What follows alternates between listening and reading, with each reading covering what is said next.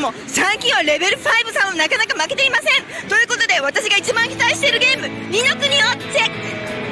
Cette année encore, Level 5, le studio indépendant basé à Fukuoka, affichait son insolente réussite à la face de ses concurrents avec un des plus gros stands du salon, malgré le faible nombre de jeux présentés. Histoire de ne pas faire les choses à moitié, ce dernier était carrément en forme de château. Les jeux les plus attendus cette année étaient bien sûr les différentes versions de Ni no Kuni, le RPG développé en partenariat avec le studio Ghibli.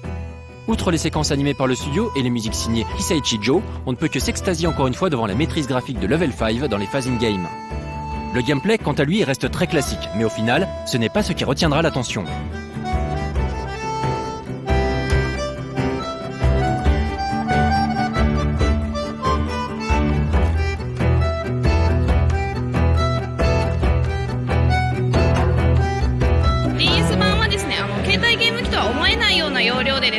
DS 豪華なアニメーションと、あとは久石譲さんのですね、フルオーケストラ音源の、映像と音楽がですね、しっかりと融合した携帯ゲーム機とは思えないような容量でですね、スタジオジブリさんのアニメーションの世界とかを一生懸命表して作っているような作品です。PS3 というハードの性能を生かしてジブリのアニメーションの中を本当に冒険しているかのような感覚が味わえるゲームになっています。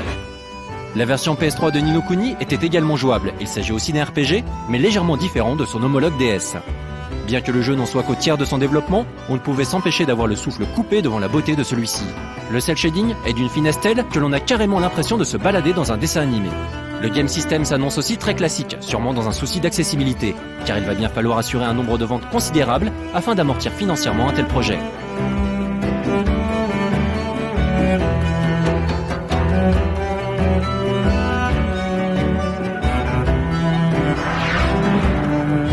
À part le mastodonte Ni no Kuni, d'autres jeux étaient aussi présentés, comme Danboru Senki sur PSP.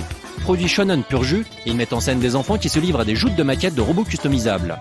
Évidemment, un mystérieux robot capable de changer le cours du monde va faire son apparition, et ainsi de suite. Un scénario déjà maintes fois exploité. Le game system, fluide et nerveux, inspiré de Virtualon et Custom Robot, est très agréable. OVNI d'un stand rempli de jeux bien pensants, vantant les mérites de la justice, de l'amour et de l'amitié, Kiaba Jopi est une simulation d'hôtesse de bar sur téléphone portable. Contrairement à ce que l'on pourrait penser, c'est bien un titre destiné à un public féminin. Il faudra choisir ses tenues et ses clients à chouchouter pour devenir l'hôtesse number 1 du pays. Plutôt glauque, malgré l'enrobage rose bonbon paillettes.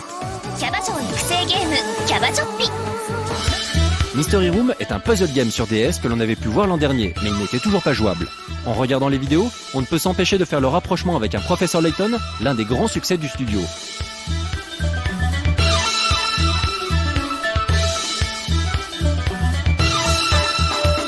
Les jeux Wii, la denrée rare du salon, avaient quand même un représentant chez Level 5 avec Inazuna 11 Strikers, le dernier épisode de la série de RPG footballistique qui a même été adapté en animé.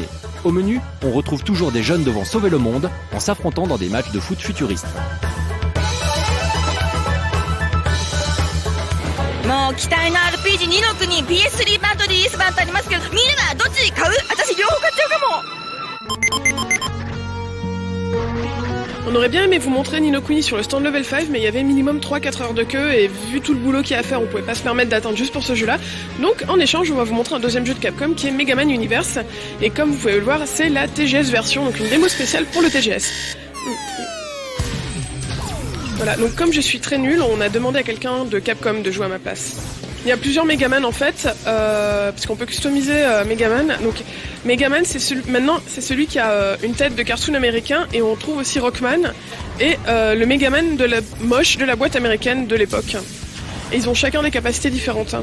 Et voilà, Megaman, c'est des plateformes dans le vide, il faut sauter, et c'est très compliqué. Donc là, il est mort, et c'est un stage qui ressemble pas mal à celui de Herman. La particularité, c'est qu'en début de partie, donc on peut customiser son Megaman, donc choisir si on veut avoir Quickman, etc. Plus après choisir encore les armes en cours de partie. Et voilà, donc on peut remarquer qu'ils ont quand même gardé une espèce d'habillage 3D, 2D, comme ça se fait vachement sur les jeux maintenant, type New Super Mario Bros, etc.